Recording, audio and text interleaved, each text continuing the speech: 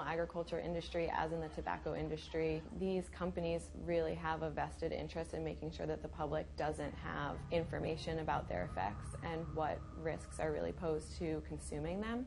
Have this system where animals are living in their own waste. They're living next to animals that are sick or even dead, and they're stuck in cages with these animals. The bacteria tends to spread, so that the pathogens that are being created in these filthy conditions are breeding resistance to antibiotics, and the public are becoming exposed to those. We already have people dying from salmonella and other things that you eat. We have about 3,000 people die every year in the United States. That's more than the number of people that were killed in 9/11 and the Twin Towers in New York. If we had some terrorist organization killing 3,000 people a year, we would be all over it. The antibiotic-resistant bacteria deaths that we have, on top of that, you get 20,000 people dying a year. That's 7 9/11s every year.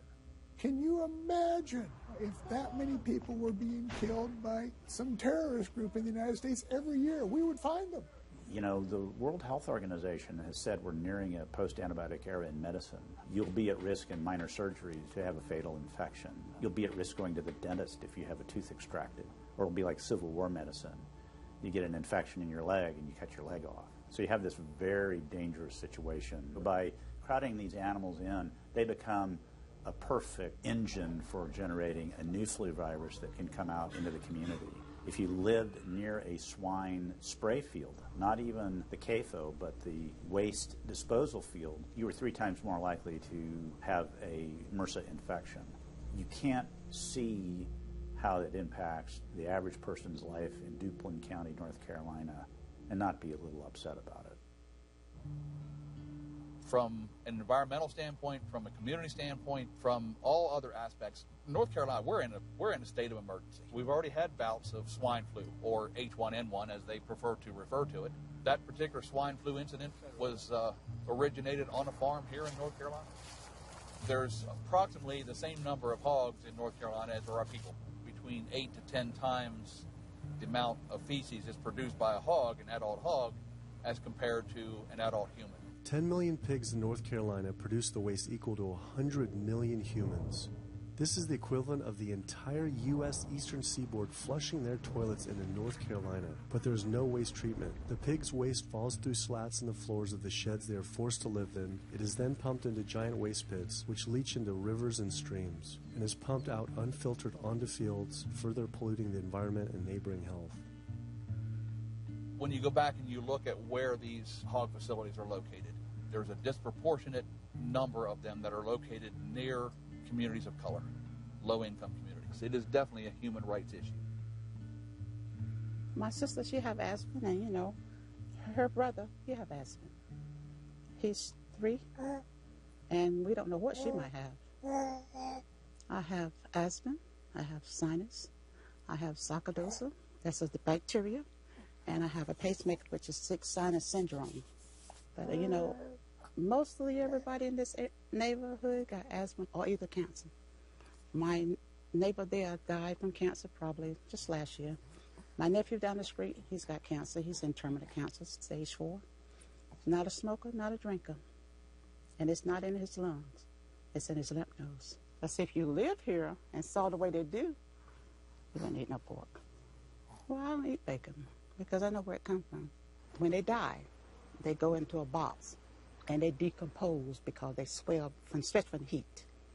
A truck come and pick them up, take them to the processing plant in Rose Hill, round them up into feed, and feed it back to the hogs. Fields, endless fields, where human beings are no longer born. We are grown.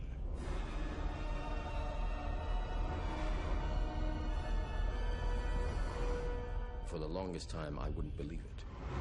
And then I saw the fields with my own eyes.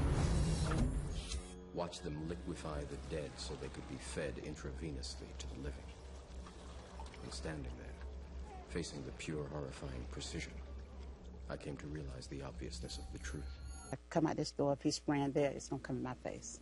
It hit you right in the face. You smell like something that you have never smelled before. It smells worse than a dead body. It's the family graveyard. I have my grandmother out there, my sisters, my brothers. When we go to the funeral, he used to spray. During the funeral? During the funeral, yes.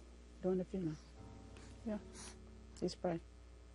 And when the people come, everybody be closing their nose up, saying how it stank. They can want to have a cookout on Sunday, he'll spray. Do you think he does it on purpose? I think so. Because he just sprays Sunday. He always sprays Sunday. And in most of these area, hog houses and turkey house is in the black area or the Hispanic area. It's either or. Do you think it's also a civil rights issue? Yes. Yes, I do. Yes, I do.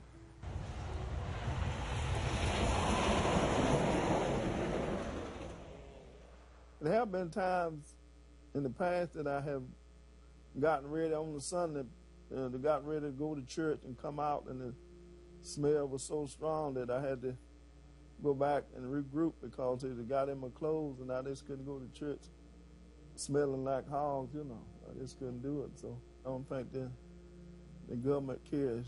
They care more about cooperation than do people, individuals. And they're going to keep on. They're going to put more chickens in this state. This is the feast season. You're in capital of the world right here in North Carolina. My state. Look, there's a blue line stream right here come into my property almost, and the Contentney Creek right here. I've seen that blue line stream now filled with feces and urine from that hog pen, and they can say, well, we feed the world. They're not interested in feeding the world. They're interested in making money. You take the money away from them, they'll let the folks starve. Because if you want to feed the world, you can feed the world with more corn, using corn and wheat and stuff like that, and you can meat. Meat is a luxury item. When we're doing things that hurt other people, we're wrong.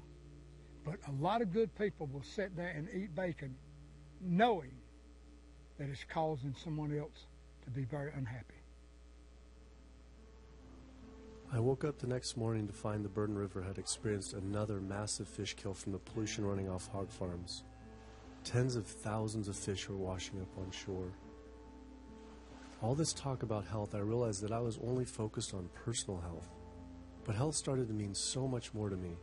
It was about health of my family and our communities. I couldn't under good conscience support an industry that I knew was harming others.